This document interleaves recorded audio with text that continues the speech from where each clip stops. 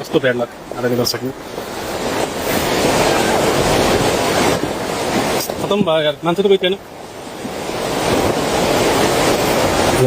दुःखद त्यस्तो छ दर्शक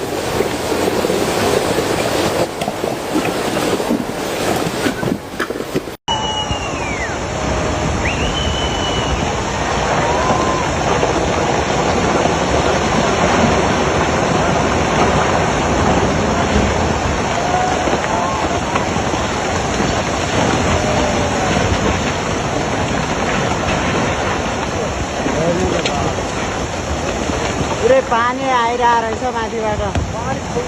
पानी छौगा गरेर रहेछ